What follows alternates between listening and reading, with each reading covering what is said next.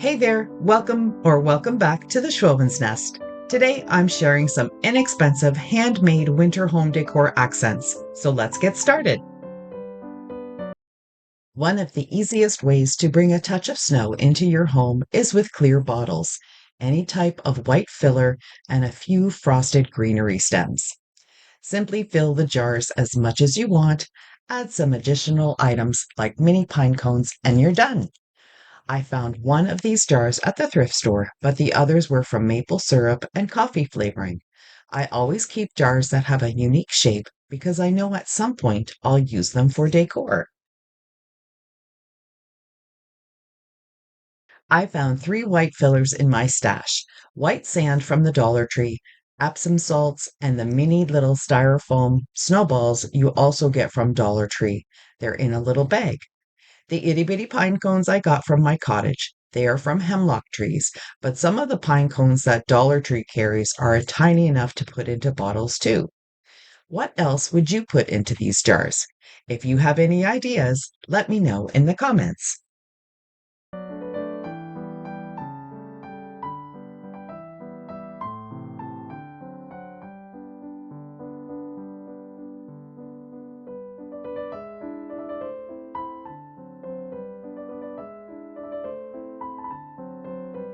The faux snow gave me a bit of a hard time. It just flies everywhere, and when I added the pine cones, they just disappeared. I guess I should have added some Epsom salts in with the snow so it would have a bit of more weight to hold the pine cones. But I still think these three bottles turned out really pretty. Fast, simple, and easy.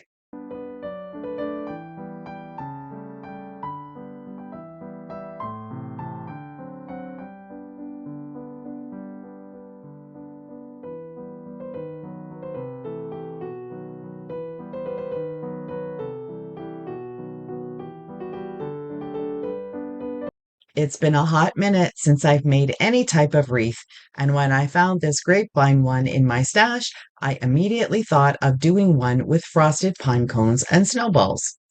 First, using Mod Podge, some mini pine cones from Dollar Tree, and Epsom salts, I dipped the pine cones into the Mod Podge and then the salts.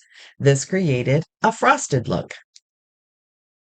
I wanted the pine cones to look more organic and natural, so I dipped some of them on their sides, some of them all the way in, and some just the tips. Next, I trimmed smaller pieces of this winter branch so I could hot glue them into the sides of the grapevine wreath. I like placing them in the same direction. I feel it looks more high end that way. I'll put this into a fast time lapse so you can see how I do it.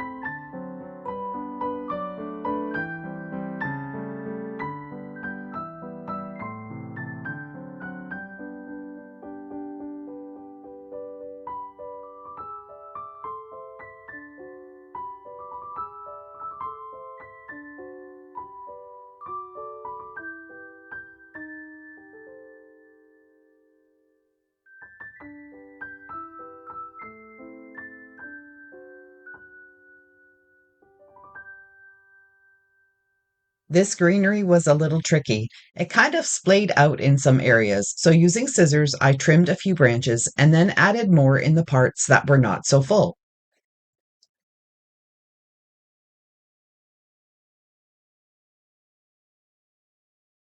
I got these snowballs from a garland that I've had for quite a few years. It was originally from Dollarama, and I did see it in some stores this year too.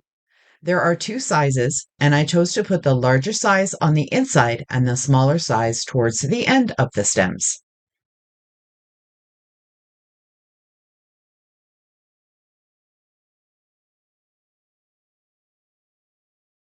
For the pine cones, I decided to put them towards the end of the stems too, since that is what they look like in nature.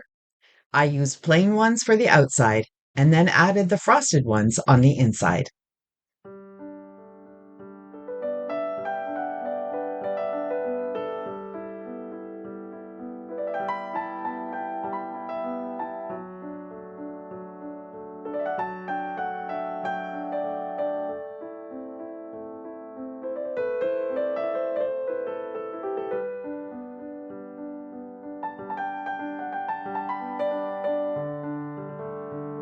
To add even more of a snowy look, I wound some white pip berries around a paintbrush and placed them throughout the wreath. Pip berries give such a whimsical look to decor, and I think it was the perfect final touch for this wreath, which could also be used as a candle ring.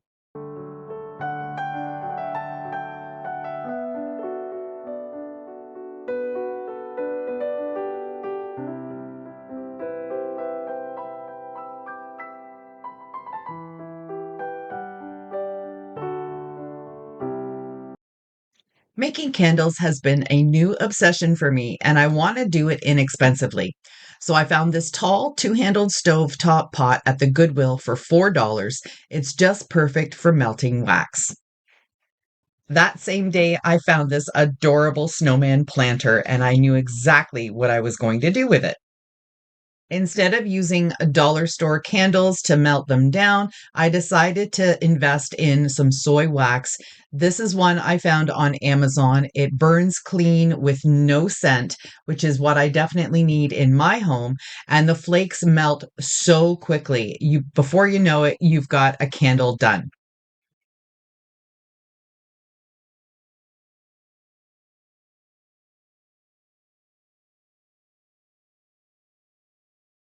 To prep the planter, I washed it with soap and water and dried it completely. To secure the wicks, which I also found at the thrift store, hot glue is all you need. If you want to start making your own candles too, I have all the supplies you need listed in my Amazon store, and that link is down in my description box. You've probably noticed that I have a metal can on my stove, and that's because there is a bit of soy wax in there too that I want to melt so I can ditch the can and just continue to use this pot. If you are unsure or nervous about melting wax on a stovetop, there's also some wax warmers that look like a little crock pot. They have a handle on them and you can pour directly from the little pot. They plug in just like a kettle.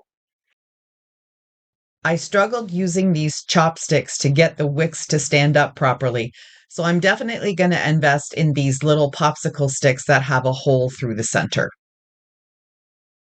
My last winter handmade home accent is this rustic frame from a thrift shop and a printout of this winter scene. I've opened my Etsy shop again, and I'll be offering digital prints like these in sets of 5. I really wish I could sell more items like the snowman candle, but shipping is just so expensive. It's really not worth it for my customers. But I hope you'll check out my Etsy shop for my digital prints. I've only got a couple sets there right now, but there will be more to come soon.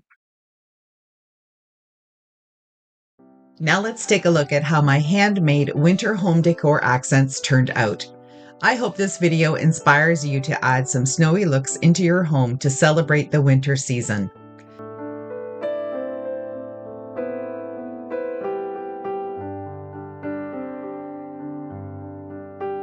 Before I go, I've just got a couple of things. Make sure you like my video, subscribe if you haven't already, and hit the notification bell so you don't miss out on anything else I have to share. If you'd like a step-by-step full tutorial on how to make candles using thrift shop vessels, let me know down in the comments. Take care, and I'll see you again soon.